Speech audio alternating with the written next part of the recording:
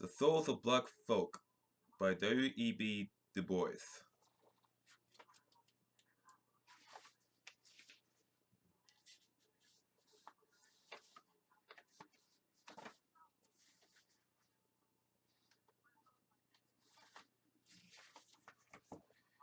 Herein lie buried many things which, if read with patience, may show the strange meaning of being black here at the dawning of the 20th century. This meaning is not without interest to you, gentle reader, for the problem of the 20th century is the problem of the color line. I pray you then receive my little book in all charity, studying my words with me, forgetting mistake and foible for the sake of the faith and passion that is in me, and seeking the grain of truth hidden there. I have sought here to stretch in vague, uncertain outline the spiritual world in which 10,000 Americans live and strive. First, in 2 chapters, I have tried to show what emancipation meant to them, and what was its aftermath. In the third chapter, I have pointed out the slow rise of personal leadership and criticized candidly the leader who bears the chief burden of his race today. Then, in 2 other chapters, I have sketched in swift outline the two worlds within and without the veil, and thus have come to the central problem of training men for life. Venturing now into deeper detail, I have in 2 chapters studied the struggles of the mixed millions of the black peasantry, and in another I have sought to make clear the present relations of the sons of master and man. Leaving then the white world, I have stepped within the veil, raising it that you may view very its deeper recesses. The meaning of his religion, the passion of his human sorrow, and the struggle of his greater souls. All this I have ended with a tale twice told but seldom written, and a chapter of song. Some of these thoughts of mine have seen the light before in other guise. For kindly consenting to their republication here, and altered in its stated form, I must thank the publishers of the Atlantic Monthly, the World's Work, the Dial, the New World, and the Annals of the American Academy of Political and Social Science. Before each chapter, now printed, stands a bar of the sorrow songs. Some echo a haunting melody from the only American music which welled up from black souls in the dark past. And finally need I add, I who speak here am bone of the bone and flesh of my flesh, of them that live within the veil. W.E.B Du Bois, Atlanta, Georgia, February 1st, 1903.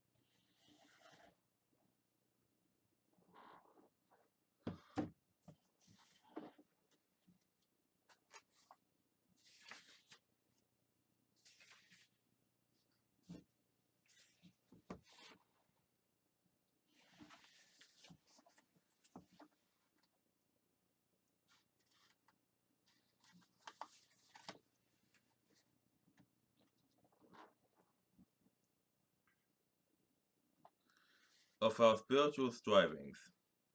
O water, voice of my heart, crying in the sand, all night long crying with a mournful cry, as I lie and listen and cannot understand the voice of my heart in my side or the voice of the sea. O water crying for rest, is it I, is it I? All night long the water is crying to me. Wrestling water, there shall never be rest till the last moon droop and, till the last moon drop and the last tide fail, and the fire of the end begin to burn in the west. And the heart shall be weary and wonder and cry like the sea, all life long crying without avail, as the water all night long is crying to me. Arthur Simmons. Between me and the other world there is ever an unmasked question, unmasked by some through feelings of delicacy, by others through the difficulty of rightly framing it. All nevertheless flutter around it. They approach me in a half-hesitant sort of way, eye me curiously or compassionately, and then, instead of saying directly, "How does it feel to be a problem?" they say, "I know an excellent colored man in my town," or "I fought at Mechanicsville," or do not these sudden outrages make your blood boil?" At these I smile, or am interested, or reduce the boiling into a simmer, as the occasion may require. To the real question, how does it feel to be a problem? I answer seldom a word, and yet being a problem is a strange experience, particular even for one who has never been anything else save perhaps in babyhood and in Europe. It is in the early days of Lorgan boyhood the revelation first bursts upon one, all in a day, as it were. And I remember well when the shadow swept across me. I was a little thanks away up in the hills of New England, where the dark Housatonic winds between Hoosac and Taklak to the sea. In a wee wooden schoolhouse, something put into the boys' and girls' heads to buy gorgeous visiting cards, 10 cents a package, and exchange. The exchange was merry till one girl, a tall newcomer, refused my card, refused it peremptorily, with a glance. Then it dawned upon me with a certain suddenness that I was different from the others, or like, mayhap, in heart and life and longing, but shut out from the world by a vast veil. I had therefore no desire to tear down that veil, to creep through. I held all beyond it to continue. I held all beyond it in common contempt, and lived above it in a region of blue sky and great wandering shadows. That sky was bluest when I could beat my mates at examination time, or beat them at a foot race, or even beat their stringy heads. Alas, with the years, all this fine contempt began to fade, for the worlds I longed for and all their dazzling opportunities were theirs, not mine, but they should not keep these prizes. I said some all would I would wrest from them. Just how I would do it I could never decide. By reading law, by healing the sick, by telling the wonderful tales that swam in my head, some way. With other black boys the strife was not so fiercely sunny. The youth shrunk into tasteless sycophancy, and into silent hatred of the pale world about them and mocking distrust of everything white, or wasted itself in a bitter cry, "Why did God make me an outcast and a stranger in my own house?" The shades of the prison house closed round about us all, walls straight and stubborn to the widest, and relentlessly narrow, tall, and unscalable to the sons of night who must plod darkly on in resignation, or beat unveiling palms against the stone, or steadily, half-hopelessly watch the streak of blue above. After the Egyptian and Indian, the Greek and Roman, the Terran and Mongolian, the Negro is a sort of seventh son, born with a veil, and gifted in with second sight in this American world, a world which yields him no true self-consciousness, but only lets him see himself through the revelation of the other world. It is a particular sensation, this double consciousness, this sense of always looking at oneself through the eyes of others, of measuring one's soul by the tape of a world that looks on in amused contempt and pity. One ever feels this two-ness, an American, a Negro, a two souls, two thoughts,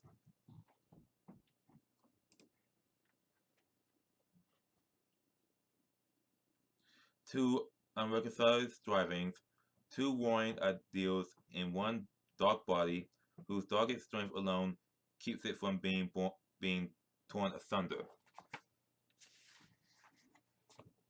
The history of the American Negro is the history of this strife, this longing to attain self-conscious manhood, to merge his double self into a better and truer self.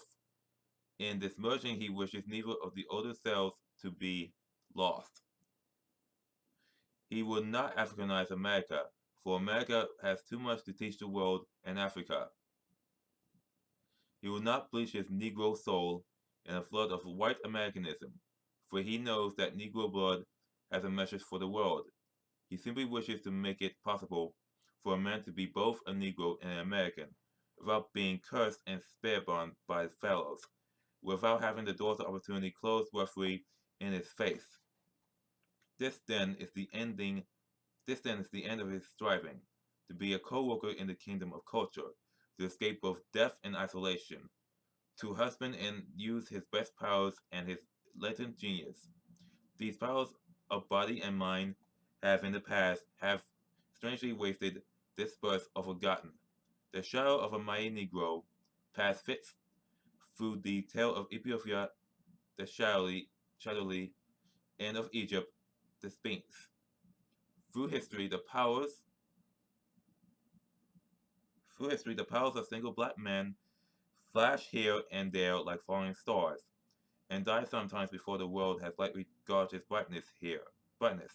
Here in America, in the few days since emancipation, the black man's turning hither and thither, in hesitant and doubtful striving, has often made his very strength to lose effectiveness, to seem like absence of power, like weakness, and yet it is not weakness. It is the contradiction of double aims. The double-aimed struggle of the black artisan, on one hand to escape white contempt for a nation of mere hewers of wood and drawers of water, and on the other hand to plow and nail and dig for a poverty-stricken horde, could only result in making him a poor craftsman, for he had but half a heart in either cause. By the poverty and ignorance of his people, the Negro minister or doctor was tempted towards quackery and demagoguery, and by the criticism of the other world, toward ideals that made him ashamed of his lowly task. The would-be black savant was confronted by the paradox that the knowledge his people needed was a twice-told tale to his white neighbors, while the knowledge which would teach the white world was Greek to his own flesh and blood. The inmate love of harmony and beauty that set the rebel with the souls of his people a dancing and a singing, raised but confusion and doubt in the soul of the black artist. For the beauty revealed to him was the sole beauty of a race which his larger audience despised, and he could not articulate the message of another people. This waste of double aims, this seeking of this seeking to satisfy two reconciled ideals, has wrought sad havoc with the courage and faith and deeds of 10,000 people, has sent them often wooing false gods and invoking false means of salvation, and at times have even seem about to make them ashamed of themselves. Away back in the days of bondage, they fought to see in one divine event the end of all doubt and disappointment.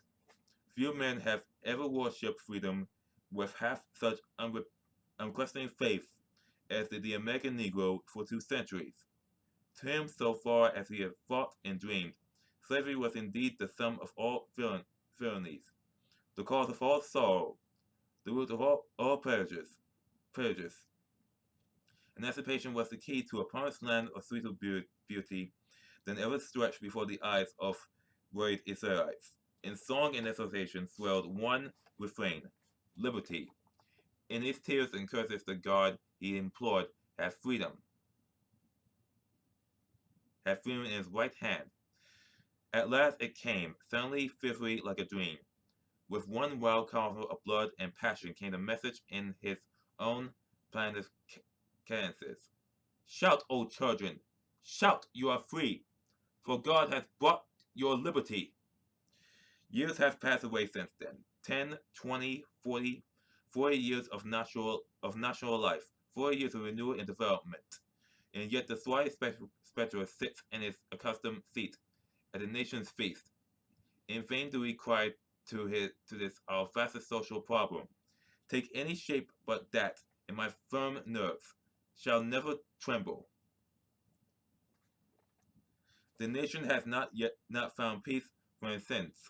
The freeman has not yet found in freedom his promised land. Where good may come in these years of change, the shadow of deep disappointment rests upon the Negro people. A disappointment all the more bitter because the attained idea was unbound save by the simple ignorance of lowly people. The first decade was merely a prolongation of the vain search for freedom, the boom that seemed ever buried to elude their grasp, like a tantalizing will of the wisp, the maddening and misleading of the headless host, the holocaust of war, the terrors of the Ku Klux Klan, the lies of carpetbaggers, the disorganization of the industry, and the controversy of vice of friends and foes, left the bewildered serf with no new watchword beyond the old cry for freedom.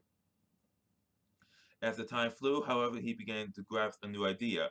The ideal of liberty demanded for its attainment powerful means, and the 15th Amendment gave him. The ballot, which before he had looked upon as a visible sign of freedom, he now regarded as the chief means of gaining and perfecting the liberty with which war had partially endowed him. And why not? Had not folks made war and emancipation millions? Had not folks enfranchised the freemen? Was anything impossible to a power that had done all this? A million black men started with renewed zeal to vote themselves into the kingdom. So the decade flew away. The revolution of 1876 came and left the half-free serf weary, wandering, but still inspired. Slowly but steadily, in the following years, a new vision began gradually to replace the dream of political power. A powerful movement, a voice of no idea to guide the unguided. Under a pillar of fire by night, after a clouded day, it was the ideal of book learning, a curiosity, born of compulsory ignorance. To know and test the power of the composite layers of the white man, the longing to know, here at last seemed to have been discovered the mountain path to Canaan, longer than the highway of emancipation and law, steep and rugged, but straight, leading to heights high enough to overlook life. Up the new path the advanced guard toiled, slowly, heavily, doggedly. Only those who have watched and guided the faltering feet, the misty minds, the dull misunderstandings of the dark pupils of those schools know how faithfully, how fearlessly these people strove to learn. It was really work. The co-statistician wrote down the inches of progress here and there, knowing also where here and there a foot had slipped or someone had fallen. To the tiled chambers, the horizon was ever dark, the mists were often cold, the Canaan was always dim and far away. If, however, the vistas disclosed yet no goal, no resting place, little but flattery and criticism, The joy of at least have gave leisure for reflection and self-examination. It trains the child in emancipation to the youth withdrawing self-consciousness, self-realization, self-respect. In those somber forests of his striving, his own soul rose above him, and he saw himself, darkly as though a veil, and yet he saw himself some faint revelation of his power, of his mission. He began to have a dim feeling that, to attain his place in the world, he must have himself, and not another. For the first time he sought to analyze the burden he bore upon his back, that dead, half-named Negro problem.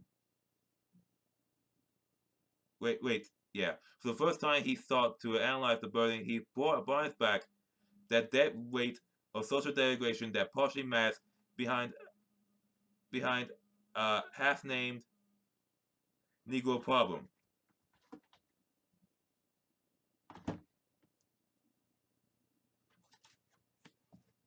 His half-named Negro problem. He felt his poverty without a cent, without a home, without a land, tools or savings. He had entered the competition with rich, landed, skilled neighbors.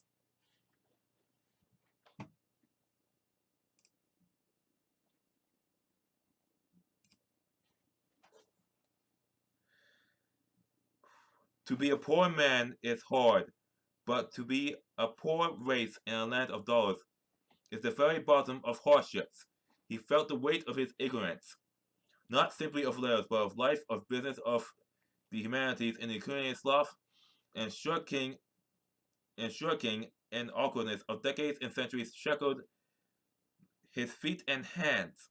Nor was his burden all poverty and ignorance. The red-stained abbassadry, which 2 centuries of systematic legal defilement of Negro women had stamped upon his race, meant not only the loss of ancient African chastity, but also the hereditary weight of a mass of corruption from white adulterers, threatening almost the obliteration of the Negro home. And people thus handicapped ought not to be asked to race with the world, but rather allowed to give all its time and thought to its own social problems. But alas, while sociologists gleefully count the bastards and his prostitutes, the very soul of his toiling, swaying black man is darkened by the shadow of a fast despair. Man caught the shadow of prejudice, and learnedly explained it as the natural defense of culture against barbarism, learning against ignorance, purity against crime, and the higher against the lower races, to which the Negro cries, Amen, and swears that to so much of his strange prejudice as is founded on just homage to civilization, culture, righteousness, and progress. He humbly bows and meekly does obeisance. But before that nameless prejudice that leaps beyond all this, he stands helpless, dismayed, and well nigh speechless before the personal disrespect and mockery, the ridicule and systematic humiliation, the distortion of fact and wanton license of fancy, the cynical ignoring of the bearer, and the boisterous welcoming of the worst. The all-pervading desire to encourage disdain for everything black, from Toussaint to the devil. Before this there rises a sickening despair that will disarm and discourage any nation save that black host to whom discouragement is an unwritten world. But that facing of so fast a prejudice that could not but bring the inevitable of self-questioning, self-disparagement, and lowering of ideas which ever accompany repression and breed in an atmosphere of contempt and hate. Whisperings and potions came home. Whispering and potions came borne upon the four winds. Lo, and we are diseased and dying, cried the dark host. We cannot write. Our voting is vain. What need of education, since we must cook and serve? And the nation echoed and enforced this self-criticism, saying, be content to be servants, and nothing more. What need of higher culture for half-men? Away with the black man's ballot, by force or fraud, and behold the suicide of a race. Nevertheless, out of an evil came something of good. the more careful adjustment of education to real life, the clearer perception of the Negro's social responsibilities, and the sobering realization of the meaning of progress.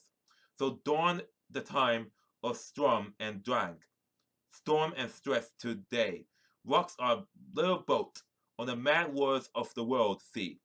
There is within and without the sound of conflict, the burning of body and rending of soul. Inspiration strives with doubt, and faith with vain questionings. The bright ideals of the past, the physical freedom, political power, and training of brains and the training of hands. All these in turn have waxed and waned until the last grows dim and overcast. Are they all wrong, all false? No, not that, but each alone was over simple and incomplete. The dreams of Aquarius waste childhood, or the fond imaginings of the other world, which does not know and does not want to know our power. To be really true, all these ideals must be melted and welded into one. The training of the schools, and we need today more than ever, the training of deft hands, quick eyes and ears, and above all the broader, deeper, higher culture of gifted minds and pure hearts. The power of the battle we need in sheer self-defense. Else what shall save us from second slavery? Freedom to the long sought, and we still seek. The freedom of life and limb. The freedom to work and think. The freedom to love and aspire. Work, culture, liberty. All those we need, not synergistically, but together. Not successfully, but together, each growing and aiding each, and all striving towards the vaster ideal that swims before the Negro people. Yeah.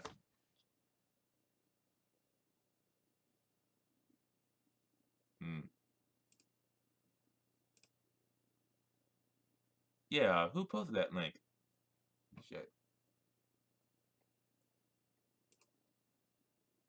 Uh, can you PM me that link? Epics.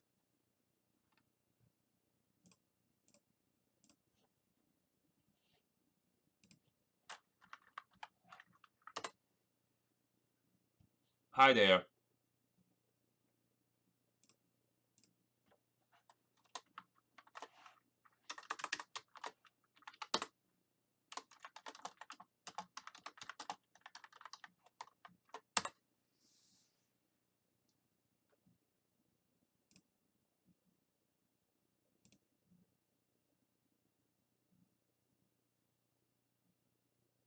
Yes. Oh, so it wasn't a link. Oh, good. I'll just continue. I'll just continue. I don't know how that happened.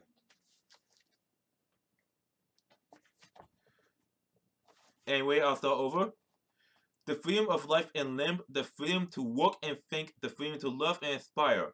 Work, cultural liberty. All these we need. Not singly but together. Not successfully but together. Each growing and aiding each. And all striving towards that faster ideal that swims before the Negro people. The ideal of human brotherhood. Getting through the unifying ideal of race. The ideal of fostering and developing the traits and talents of the Negro. Not in opposition to or contempt for other races, but rather in large conformity to the greater ideals of the American Republic, in order that someday on American soil, two world races may give each to those characteristics both so sadly lack. We, the darker ones, come even now not altogether empty-handed. There are today no truer experience of the pure human spirit of the Declaration of Independence than the American Negroes. There is no true there's no true American music but the wild sweet melodies of mousy melodies of the Negro slave, the American fairy tales and the folklore are Indian and African. And all in all, we black men seem the sole oasis of simple faith and reverence in a dusty desert of dollars and smartness. Will America be poorer if she replaced her broad dysphoric blundering with lighthearted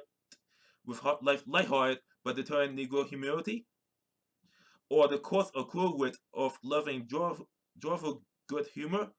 Or her folk music with the soul of the soul songs, merely a concrete test of the underlying principles of the Great Republic is the Negro problem, and the spiritual striving of the Freedom Son is the travail of souls whose burden is almost beyond the measure of their strength, but who bear it in the name of a historic race.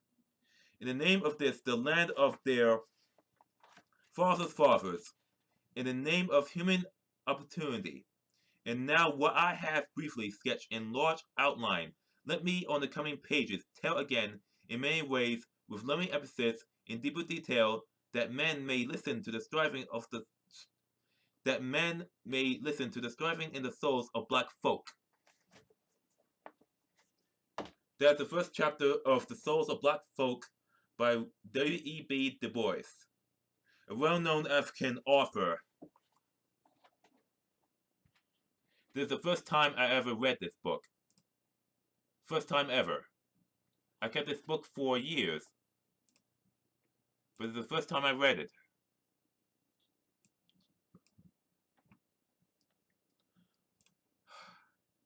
Wow.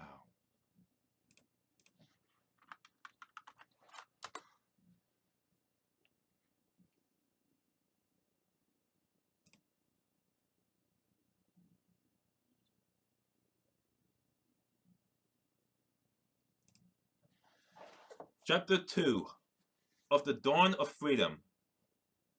Careless seems the great avenger. History lessons but record. One death grapple in the darkness. Twit old systems in the world. True forever on the scaffold. Wrong forever on the throne. Yet that scaffold sways the future. And behind the dim unknown stands God within the shadow, keeping watch above his own. Lowell. Now, if you excuse me, I gotta take a quick drink. I'll be back. Seriously, my mouth is getting dry. I'll be back.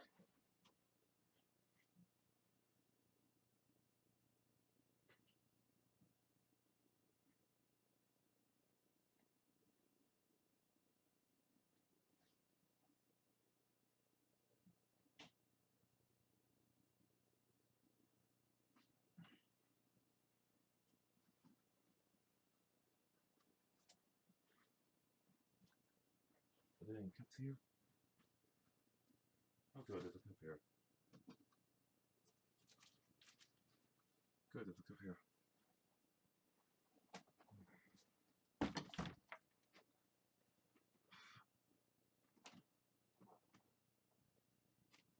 Ah, the door's open. Shit. Ah.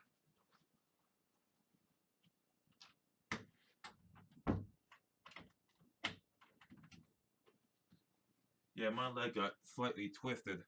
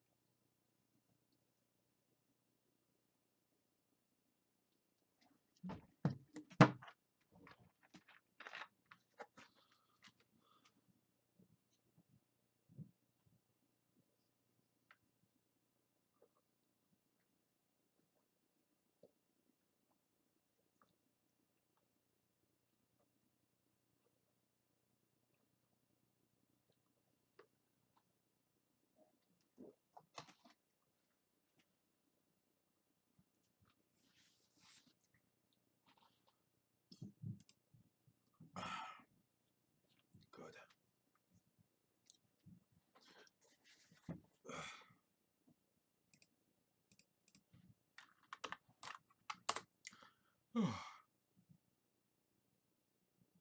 Right, let's continue.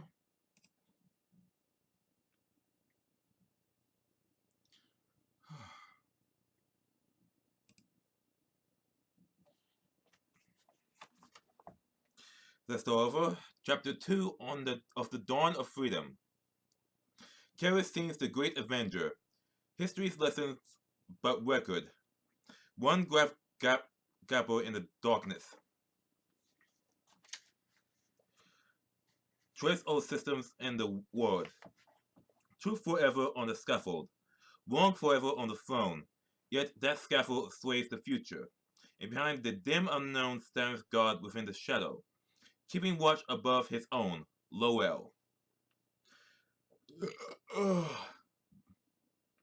The problem of the 20th century is the problem of the color line, the relation of the darker to the lighter races of men in Asia and Africa, in America and its islands of the sea. It was a phase of this problem that caused the Civil War, and however much they who marched south and north in 1861 may have fixed on the technical points of union and local autonomy as a shibboleth. All nevertheless knew, as we know, that the question of the Negro slavery was the real cause of the conflict.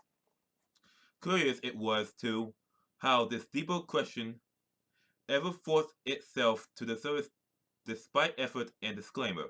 No sooner had Northern armies touched Southern soil than this old question newly guys sprang from the earth.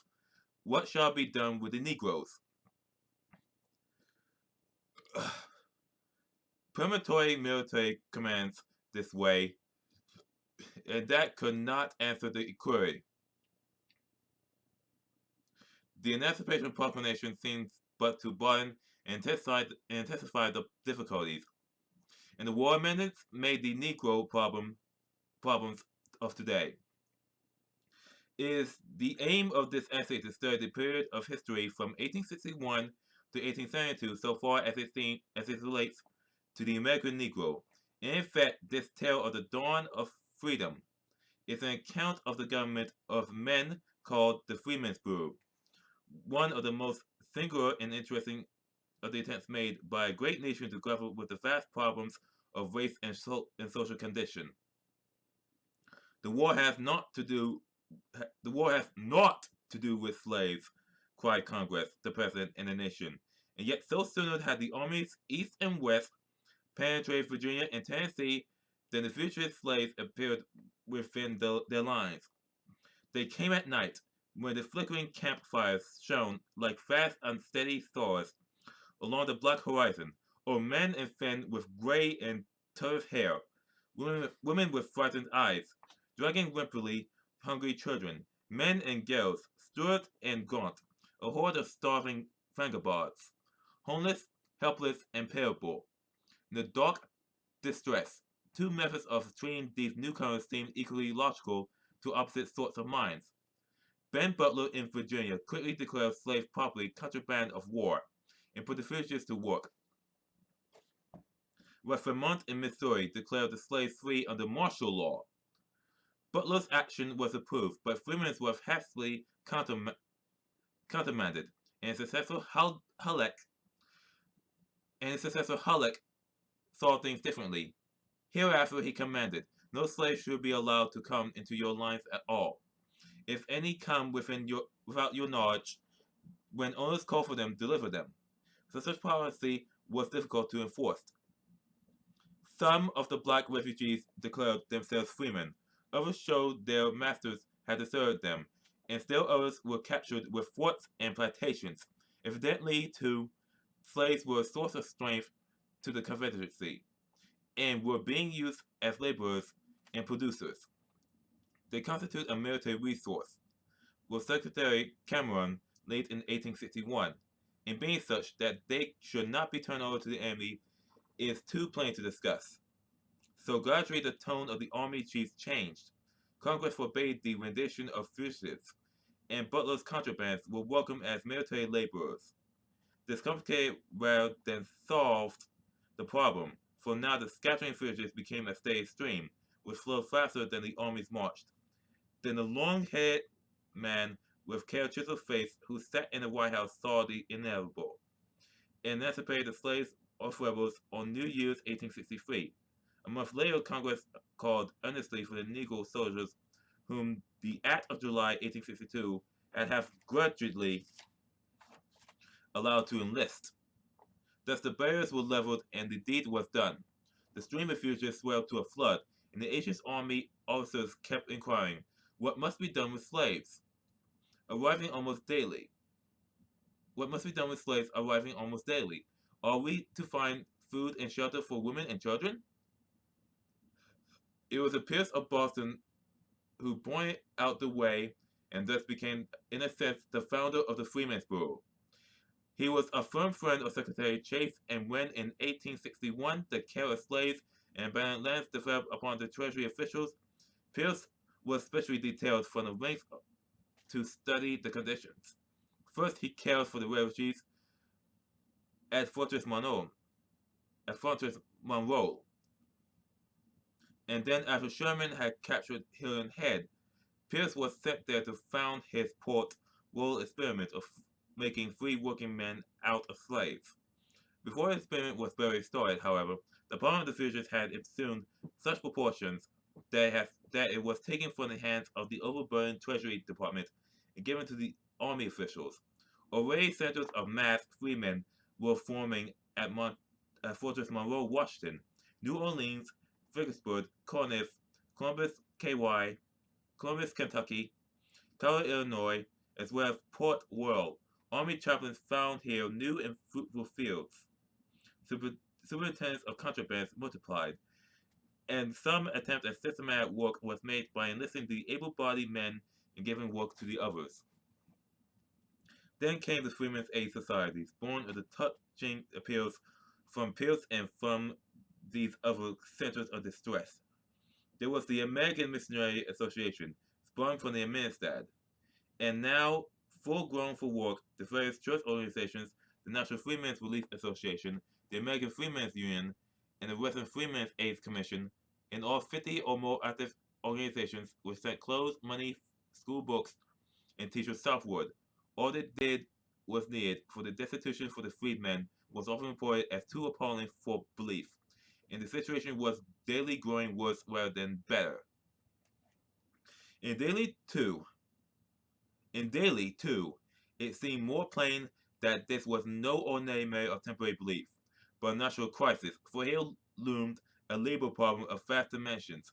Masses of Negroes stood idle, or if they worked spasmodically, were never sure of pay, and if parents they received pay, scorned the new thing thoughtlessly. In these and other ways were camp life and a new liberty demoralizing the freemen. The broad economic organization thus clearly demanded sprang up here and there as accident, and local conditions determined. Here is that Pierce's Port Royal plan of leased plantations and guided workmen pointed out the rough way. In Washington, the military governor, at the urgent appeal of the superintendent, opened confiscated estates to the cultivation of the fugitives. And there in the shadow of the dome gathered black farm villages. General Dix gave over estates to the free men of Fortress Monroe, and so on, south and west. The government and benevolent societies furnished the means of cultivation, and the Negro turned again slowly to work. The systems of control thus started rapidly grew here and there into strange little governments. I'd like that of General Banks in Louisiana with his 90,000 black subjects, its 50,000 guided laborers, and its annual budget of $100,000 and more. It made out of 4,000 payrolls a year, registered all freemen, inquired into grievances and redressed them, laid and collected taxes, and established a system of public schools. So too Colonel Eaton, the superintendent of Tennessee and Arkansas, ruled over 100,000 freemen, leased and cultivated 7,000 acres of cotton land, and fed 10,000 paupers a year. In South Carolina was General Saxton, with deep interest in black folk. He succeeded Pierce and Treasury officials, and so forfeited estates, leased abandoned plantations, encouraged schools, and saved Sherman after that terribly picturesque march to the sea. Thousands of the wretched camp followers. Three characteristic things one might have seen to Sherman's raid through Georgia. which threw the new situation in shadowy relief. The conqueror, the conquered, and the Negro. Some see all significance to the grim front of the destroyer, and some in the bitter sufferers in the lost cause. To me, neither soldier nor fugitive speak with so deep a meaning as that dark human cloud that clung like remorse on the wheel of the swift columns, swelling at times to half their size, almost engulfing and choking them. In vain they were ordered back to vain wood bridges hewn from beneath their feet. On they trudged and writhed and surged until rolled into savannah, a starved and naked horde of tens of thousands. There too came the characteristic military remedy. The islands from Charleston south. Their abandoned rice field along the rivers for 30 miles back from the sea, and the country bordering the St. Johns River, Florida, are reserved and set apart for the settlement of Negroes now free by act of war. Yeah, for the settlement of Negroes now made free by act of war. So read the celebrated Field Order number 15. All these experiments, orders, and systems were bound to attract and perplex the government and the nation. Directly after the Emancipation Proclamation, Representative Elliott had introduced a bill creating a Bureau of Emancipation, but it was never reported. The following June, a committee of inquiry appointed by the Secretary of War reported in favor of a temporary bureau for the improvement, protection, and employment of refugee freedmen. On such the same lines were afterwards followed.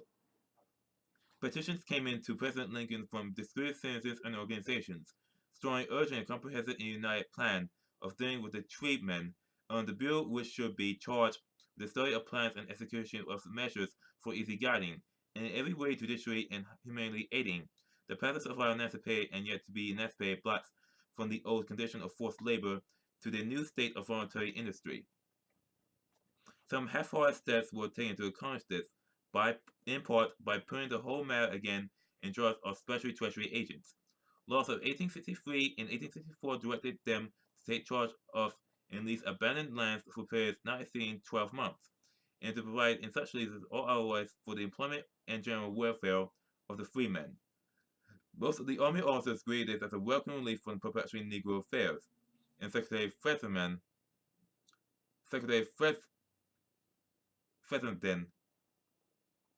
January 29, 1864, issued an excellent system of regulations, which were afterward closely followed by General Howard. Under Treasury agents, large quantities of land were leased in the Mississippi Valley, and many Negroes were employed.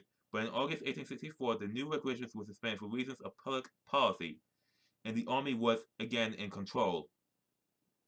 Meanwhile, Congress has turned its attention to the subject, and in March the House passed a bill by the majority of two establishing a Bureau of Freemen in the War Department.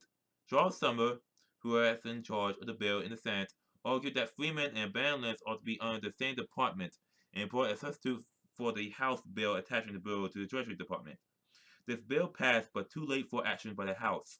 The debates wandered over the whole policy of the administration and the general question of slavery, without touching very closely on the merits of the measure in hand. Then a national election took place, and the administration, with a vote of renewed confidence from the country, addressed himself to the matter more seriously. A conference between the two branches of Congress agreed upon a carefully drawn measure which contained the chief provisions of Sumner's bill, but made a proposed organization of the departments independent of both the War and Treasury officials. The bill was conservative, giving the new department general superintendence of all freemen. Its purpose was to establish regulations for them, protect them, lease them lands, adjust their wages, and appeal in civil and military courts as their next friend. There were many limitations attached to the powers thus granted, and the organization was made permanent. Nevertheless, the Senate defeated the bill, and a new conference committee was appointed. The committee reported a new bill February 28th, which was whirled through just as the session closed, and became the Act of 1865, establishing the War Department, a Bureau of Refugees, Freemen, and Abandoned lands. The last compromise was a hasty bit of legislation, vague and uncertain in outline. A bureau was created to continue during the present War of Rebellion, and for 1 year thereafter. to which was given the supervision and management of all abandoned lands and the control of all subjects relating to refugees and freemen on such rules and regulations as may be presented by the head of the Bureau and approved by the President. A commissioner appointed by the President and Senate was to control the Bureau with an office force not exceeding 10 clerks. The President might also appoint assistant commissioners in the seceded states, and to all these offices military officials might be detailed at regular pay. The Secretary of War could issue rations, clothing, and fuel to the destitute, and all abandoned property was placed in the hands of the Bureau for eventual lease and sale to ex-slaves in 40-acre parcels. Thus did the United States government definitely assume charge of the emancipated Negro as the ward of the nation.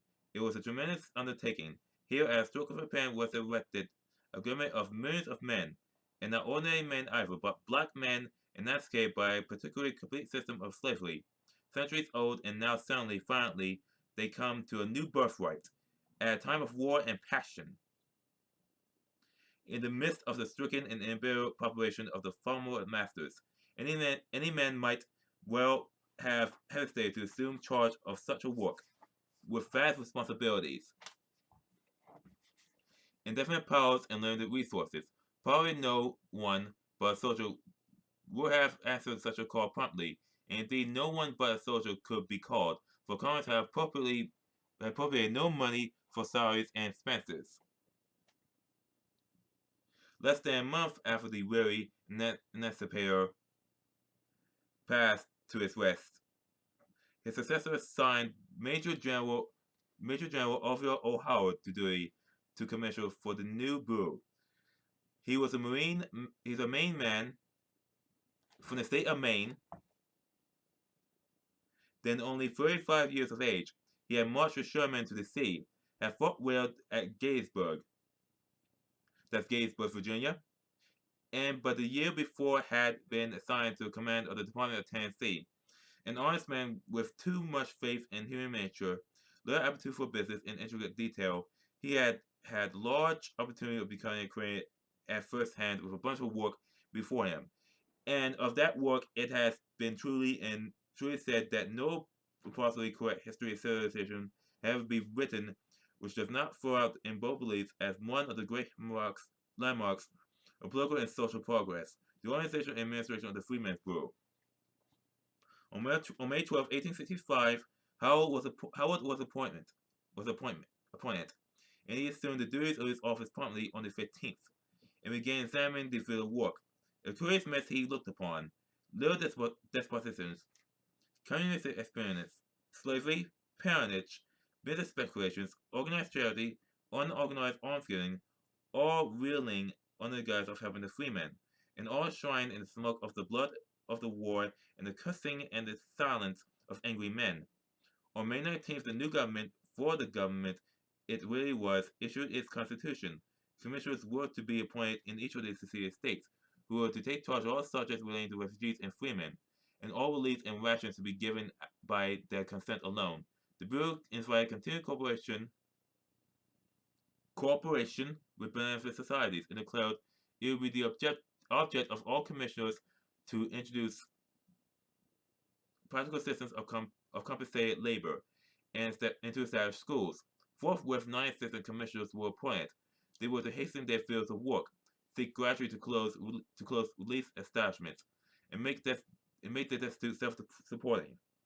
Act at courts of law where there are no courts, and where Negroes were not recognized in them as free.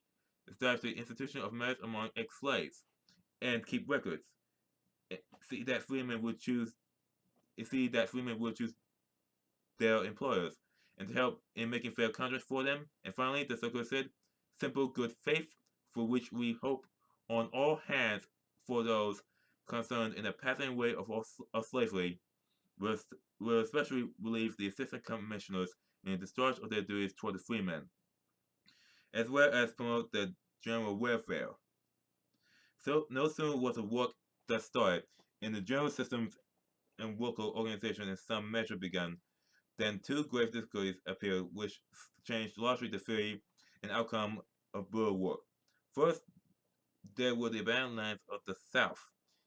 It had been it had long been the more or less definitely expressed theory of the North that all the chief problems of emancipation might be solved by establishing the slaves on the forfeited lands of their masters, a sort of poetic justice, said some. But his poetry done in solemn prose meant either wholesale confiscation of private property in the South or the vast appropriations. Now Congress had not appropriated a cent. Wow, this is a long book.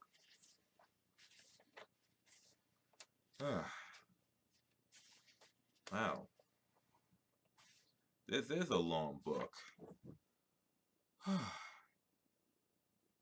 A private property in the South for the vast appropriations. Now Congress had not appropriated a cent, and no sooner had the proclamations of general amnesty appeared than the 800,000 acres of abandoned lands in the hands of the Freemen's Bureau melted quickly away. The second difficulty lay in perfecting the local organizations of the Bureau throughout the wide field of work, making a new machine and sending out officials so duly assuring fitness for a great work of social reform. It's no child's task, but this task was even harder, for a new central organization had to be fed on heterogeneous and confused but already existing system of relief and control slaves and agents available for this work must be sought for an army still busy with war operations, men to the very nature of the case ill-fitted for delicate social work, or among the questionable camp followers of an invading host. Thus, after a year's work vigorously as it was pushed, the problem looked even more difficult to grasp and solve than the beginning. Nevertheless, three things that year's work did well worth the doing. Where was the doing? It relieved a vast amount of physical suffering. It transported 7,000 fugitives from congestive uh, centers back to the farm, and best of all, inaugurated the crusade of the New England schoolman. The annals of the Ninth Crusade are yet to be written. The tale of a mission that seemed to our age far more quixotic than the quest of St. Louis seemed to his. Behind the mist of ruin and rapine uh, waved the calico dresses of women who dared, and after the horse mountings of the field guns rang in the rhythm of the alphabet. Rich and poor they were, serious and courteous, bereaved now of a father, now of a brother, now for more than these. They came seeking a life work in planting New England schoolhouses among the white and black of the South. They did their work well, in that the first year they taught 100,000 souls and more. Evidently, Congress must soon legislate again on the hastily organized bureau, which had so quickly grown into wide significance and vast possibilities. An institution such as that was well nigh as difficult to end as to begin. Early in 1866, Congress took up the matter when Senator Trumbull of Illinois introduced a bill to extend the bureau and enlarge his powers. This measure received at the hands of Congress far more full discussion and attention than its predecessor. The war cry has been enough to allow a clear conception of the work of emancipation. The champions of the bill argued the strengthening of the Freemen's Bureau was still a military necessary, that it was needed for the proper carrying out of the 13th Amendment, and was a work of sheer justice to the ex-slave, of a trifling cost to the government. The opponents of the measure declared that the war was over, and the necessity for war measures passed, that the Bureau, by reason of extraordinary powers, was clearly unconstitutional in the time of peace, and was destined to irritate the South and pauperize the freemen, at a final cost of possibly hundreds of millions. These two arguments were unanswered, and indeed unanswerable. The one that the extraordinary powers of the Bureau threatened the civil rights of all of all citizens. The one that extraordinary powers of the Bureau threaten the civil rights of all citizens, and the other that the government must have power to do what manifestly must be done, and that present abandonment of the freemen meant their peaceful re-enslavement. The bill, which finally passed, enlarged and made permanent the Freemen's Bureau. It was promptly viewed by President Johnson as unconstitutional, unnecessary, and extrajudicial. Unconstitutional, unnecessary, and extrajudicial, and failed of passage over the veto. Meanwhile, however, the breach between Congress and the President began to broaden, and a modified form of the lost bill was finally passed over the President's second veto, July 16th. The Act of 1866 gave the Freemen's Bureau the final form, the form by which it would be known to posterity and judge of men. It extended the existence of the Bureau to July 1868. It authorized additional assistant commissioners, the retention of army officers mustered out of regular service, the sale of certain forfeited lands to freemen on nominal terms, the sale of Confederate private property for Negro schools, and wide field of judicial interpretation and cognizance. The government of the unreconstructed South was thus put very largely in the hands of the Freemen's Bureau. Especially in many cases, the departmental military commander was now made also assistant commissioner. It was thus the Freemen's Bureau became a full-fledged government of men. It made laws, executed them, and interpreted them. It laid and collected taxes, defined and punished crime, maintained and used military force. It dictated such measures as it thought necessary and powerful for the accomplishment of its varied ends. Naturally, all these powers were exercised continuously. Naturally, all these powers were not exercised continuously, nor to their fullest extent. And yet, as General Howell has said, scarcely any subject that has been legislated upon in civil society failed at one time or another to demand the action of this singular bureau. To understand and criticize the territory so fast of a work, one must not forget an instant the drift of things in the later 60s. Lee had surrendered. Lincoln was dead, and Johnson and Congress were at loggerheads. The 13th Amendment was adopted, the 14th pending, and the 15th declared in force in 1870. Guerrilla raiding, the ever-present flickering after flame of war, was spending its forces against the Negroes, and all the Southern land was awakening as from some wild dream to poverty to social revolution. In a time of perfect calm, amid willing neighbors and streaming wealth, the social uplifting of 4 million slaves to ensure a self-sustaining place in the body politic and economy would have been a Herculean task, but when to the inherent difficulties of so delicate and nice a social operation were added despite and hate of conflict, the hell of war, when suspicion and cruelty were rife, and gaunt hunger wept beside bereavement. In such a case, the work of any instrument of social regeneration was in large part doomed to failure. The very name of the Bureau stood for a thing in the South, which for 2 centuries and better men have refused even to argue, that life amid free Negroes was simply unthinkable. The madness of experiments. The agents of the Bureau could command varied all the way from socialists to narrow-minded busybodies and thieves. And even though it be true that the average was far better than the worst, it was the occasional fly that helped spoil the ointment. Then amid all the crouch the free slave, between friend and foe, he had emerged from slavery. Not the worst slavery in the world, not a slavery that made all life bearable, rather a slavery that had here and then something of kindness, fidelity, and happiness, but without slavery, which so far as human aspiration and desert were concerned, classed the black man and the ox together. And the Negro knew full well that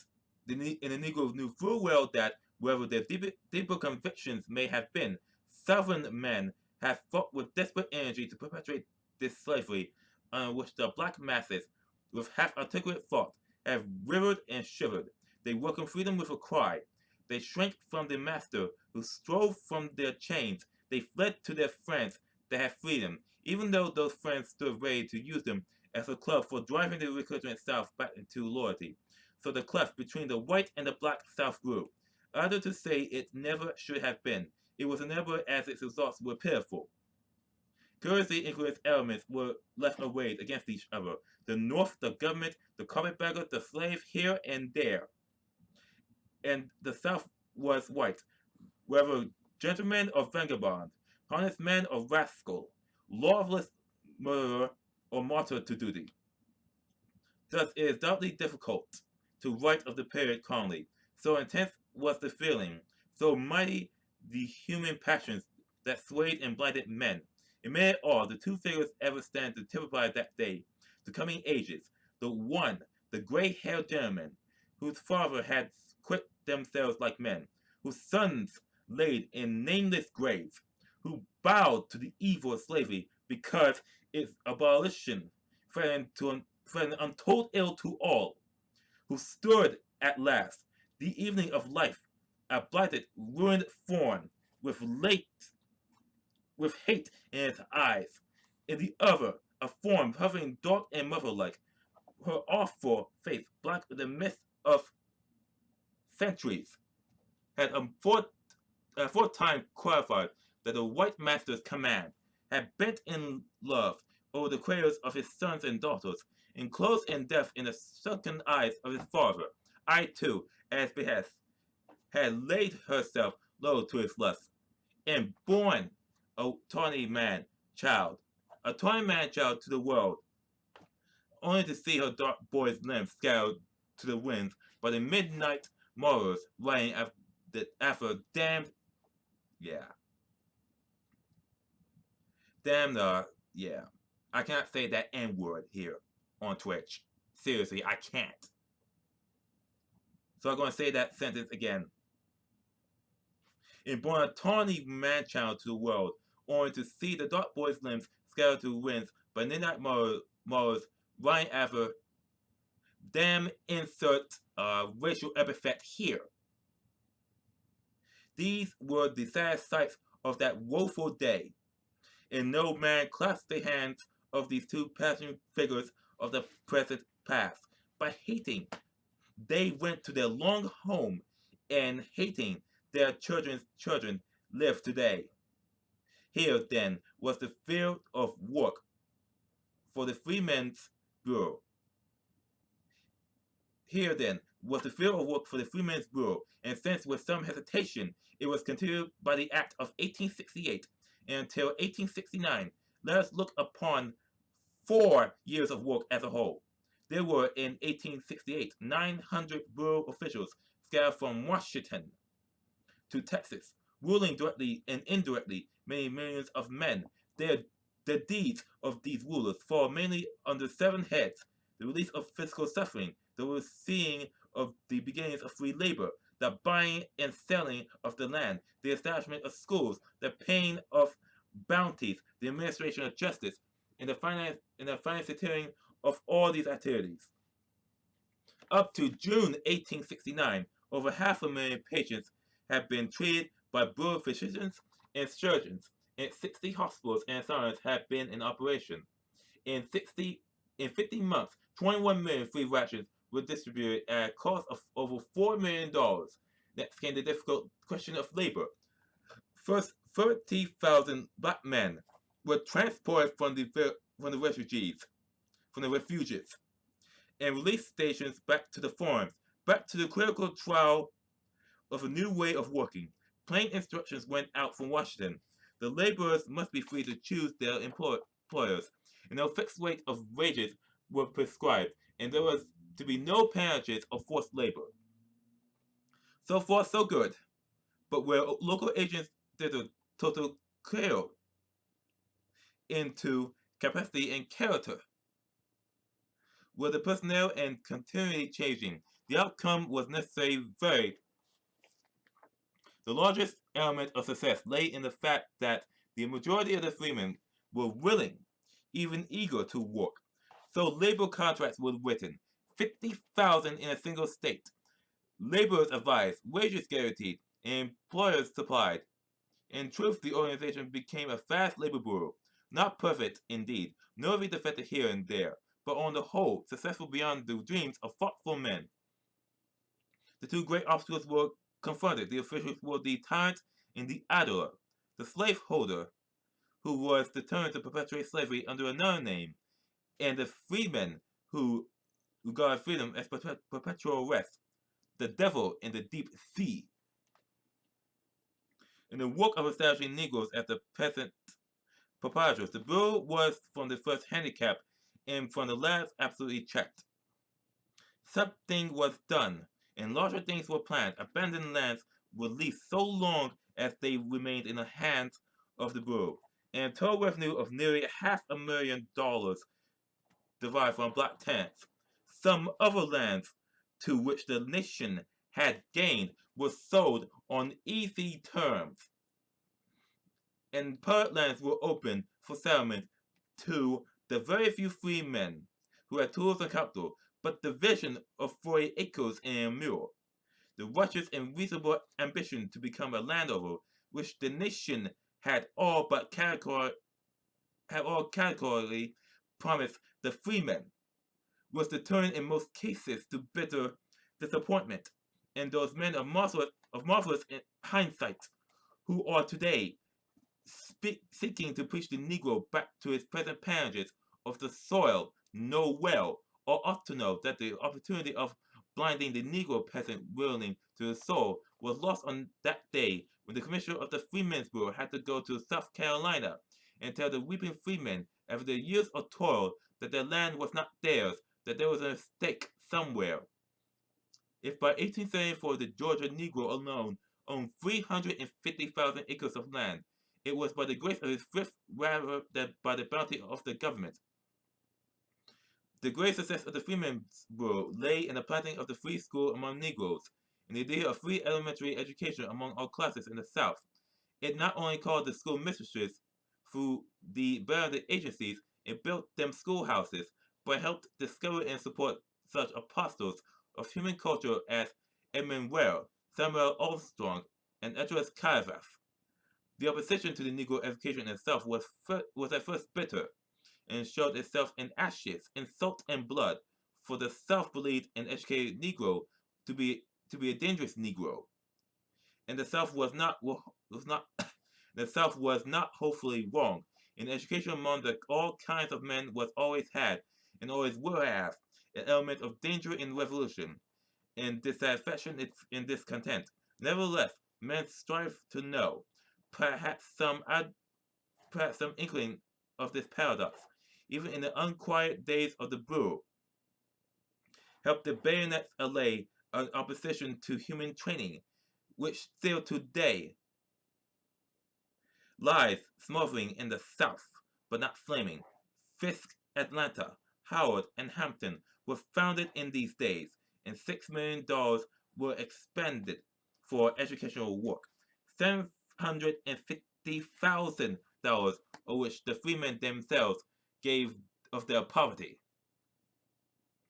Such contributions, together with the buying of land and various other enterprises, showed that the ex-slave was handling some free capital already. The chief initial source of this was labor in the army, and his pay and bounty as a soldier. Payments to the Negro soldiers were at first communicated by the influence of the recipients, and the fact that the corps or the colored regiments from northern states were largely filled by recruits from the South, unknown by their fellow soldiers. Consequently, payments were accomplished by such frauds that Congress, by joint resolution in 1867, put the whole matter in the hands of the Freemen's Bureau. In 2 years, $6 million were thus distributed to 5,000 claimants, and in the end, the sum exceeded $8 million. Even in this system, fraud was frequent, but still the work put needed capital in the hands of practical paupers, and some at least was well spent.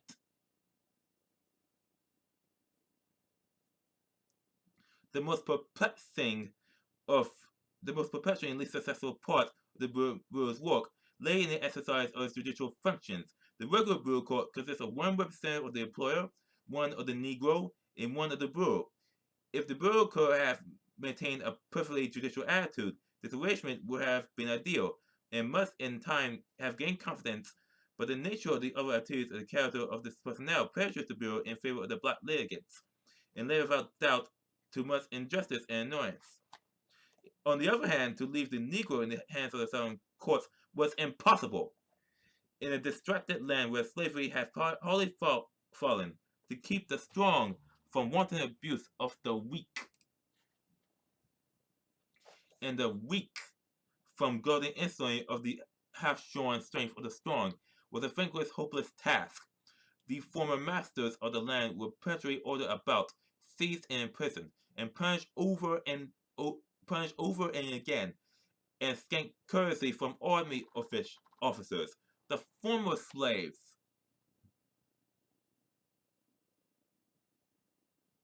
the former slaves,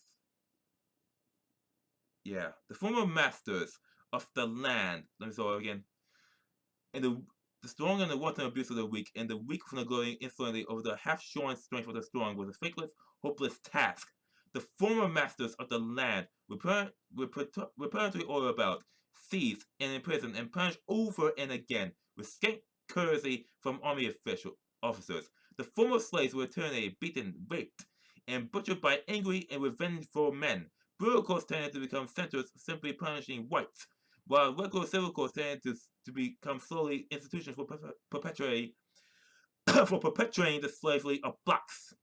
Almost every law and method every law and method ingenuity could devise was employed by the legislators to reduce the Negroes to serfdom, to make them the slaves of the state, if not of individual owners. Where the Bureau officials too often were found striving to put the bottom well on the top, and gave the freemen a power and independence which they could not yet use.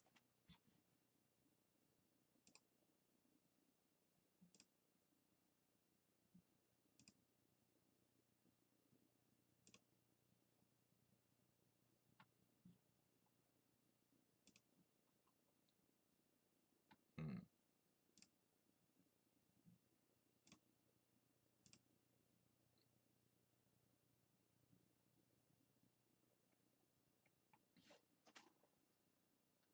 Hmm.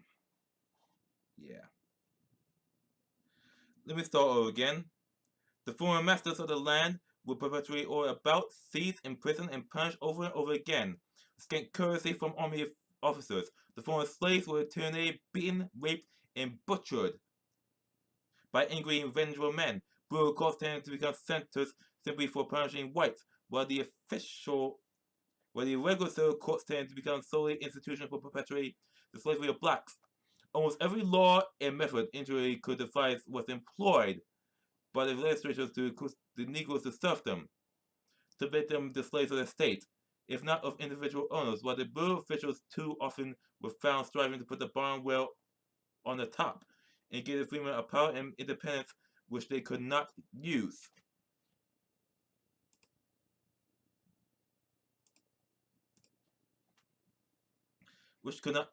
Is all well enough for us to another generation was wax wise with advice to those who bore the burdens in the heat of the day.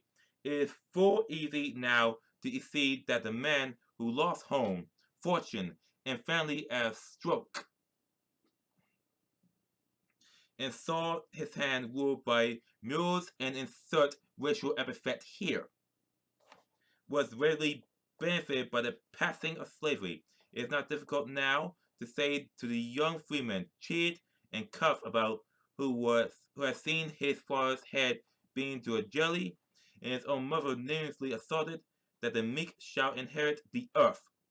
Above all, nothing is more convenient than to heap on the freeman's brow, and all to heap on the freeman's brow all the evils of that evil day, and damn it utterly for every mistake and blunder that was made. All this is easy, but is neither sensible nor just. Someone had blundered, but that was long before Oliver Howard was born.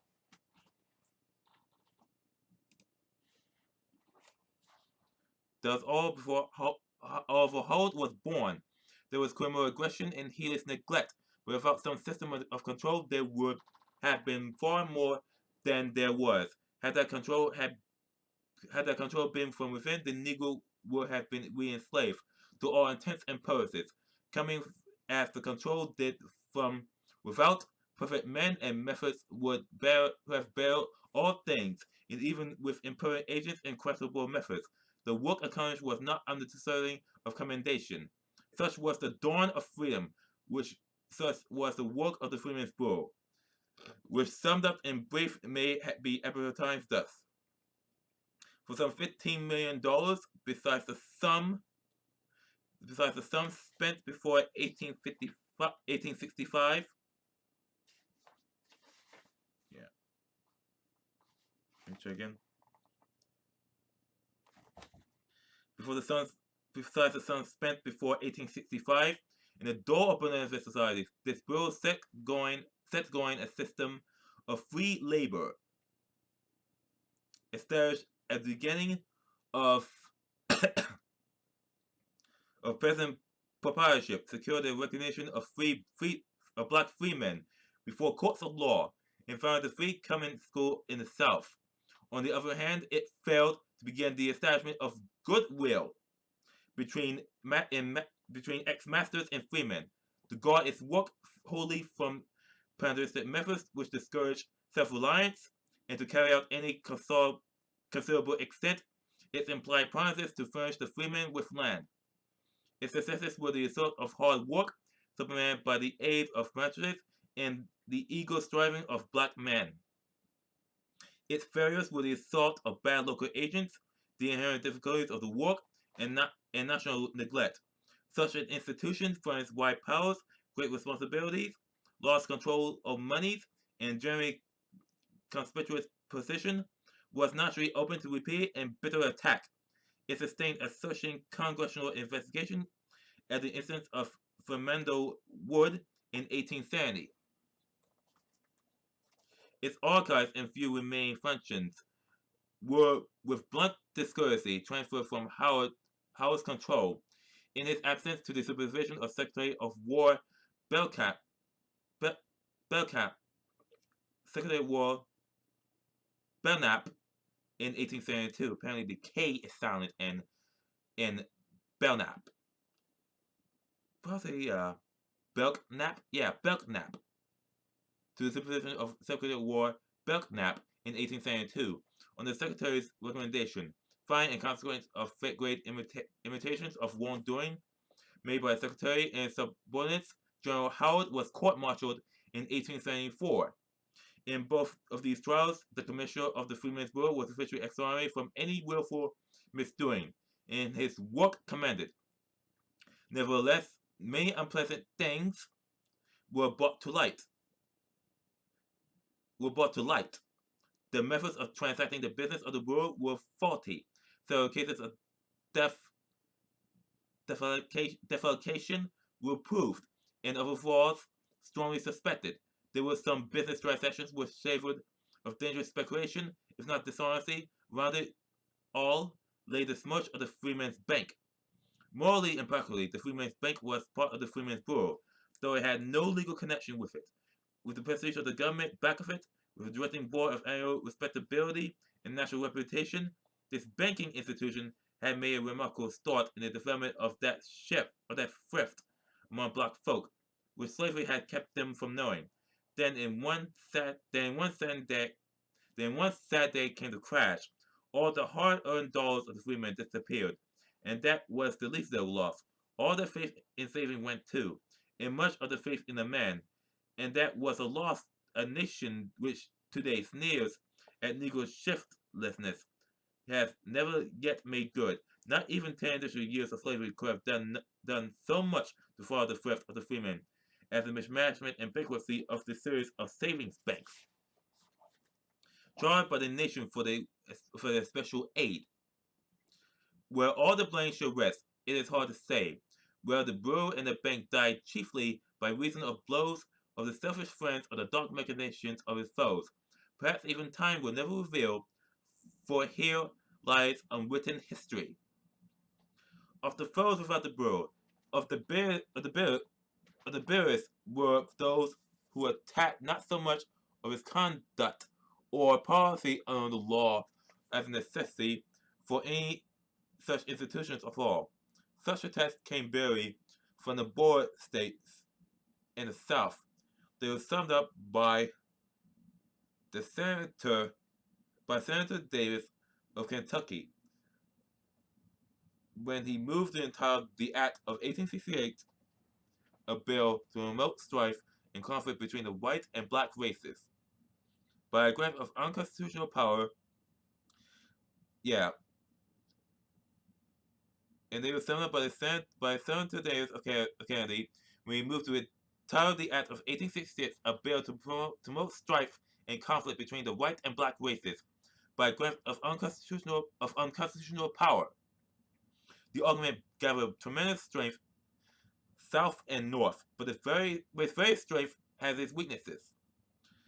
For argue the planned common sense of the nation, if it is unconstitutional, if it's unconstitutional, unpractical, and futile for the nation to stand guardian over its helpless wards, then there is left but one alternative: to make those wards their own guardians by arming them with the ballot. Moreover, the path of the practical politician pointed the same way. For argue this opportunist, if we cannot peacefully reconstruct the South with white votes, we certainly can with black votes. So justice and force joined hands. The alternative thus offered the nation was not between full and restricted Negro suffrage, else every sensible man, black and white, would easily have chosen the latter. It was rather a choice between suffrage and slavery. After endless blood and gold have flowed to sweep human bondage away. After endless blood and gold have flowed to sweep human bondage away, not a single sovereign legislature stood ready to admit a Negro. Under any conditions to the polls, under any conditions to the polls, not a single sovereign legislature believed free Negro labor was possible without a system of restrictions that took its freedom away. There was scarcely a white man in the South who did not honestly regard emancipation as a crime and its practical nullification as a duty. In such a situation, the grant of a ballot to a black man was a necessity. The very least a guilty nation could grant it a wrong race, and the only method of compelling the South to accept the results of the war. Thus, Negro suffrage ended a civil war by beginning a race feud, and some felt gratitude toward the race, thus sacrificed in the slaughtering clothes on the altar of natural integrity. And some felt and feel only indifference and contempt. And some felt and feel only indifference and contempt. Had political exigencies been less pressing, the opposition to government guardianship of Negroes less bitter, and the attachment of the slave system less strong. The social seal can imagine a well far better policy, a permanent freedmen's bureau with a national system of Negro schools, a carefully supervised employment and labor office, a system of impartial protection before the legal courts, and such institutions for social betterment as savings banks, land and building associations, and social settlements. All this vast expenditure of money and brains might have formed a great school of prospective citizenship, and solved in a way we have not yet solved the most perpetuating and persistent of the Negro problems. That such an institution is unthinkable in 1870 was due in part to certain acts of the Freedmen's Bureau itself. It came to regard its work as merely temporary, and Negro suffrage as a final answer to all present perpetuities. The political ambition of many of its agents and projects led far afield into questionable activities, and to the South nursing its own deep prejudices, nursing its own deep prejudices. came easily to ignore all the good deeds of the Bureau and hates its very name with perfect hatred. So the Freemen's Bureau died, and its child was the 15th Amendment, the passing of a great human institution before its work is done, like the untimely passing of a single soul, but leaves a legacy of striving for other men. The legacy of the Freemen's Bureau was the heavy heritage of this generation.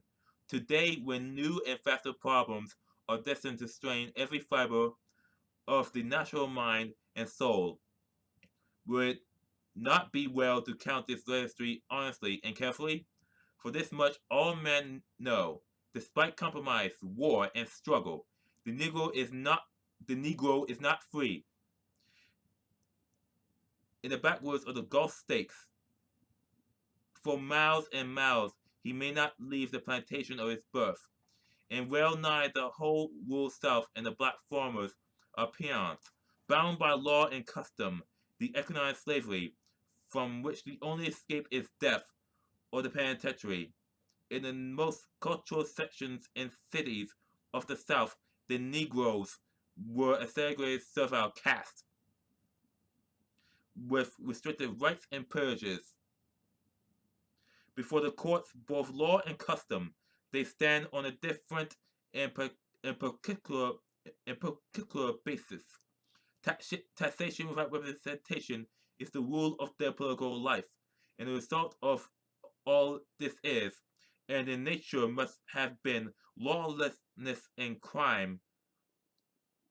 That is the large history of the Freemen's Bureau, the work it did not do because it could not.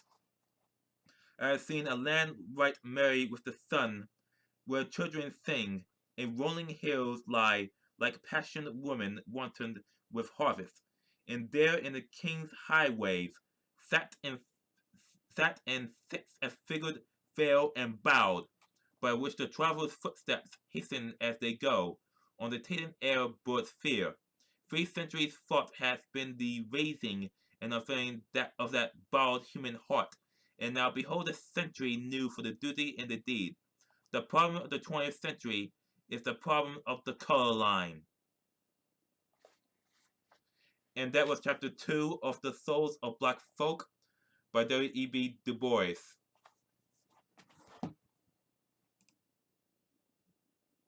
And thanks for the bits, and thanks for the 15 bits, and Magmar. I'm going to be reading this book at least one chapter per session on stream.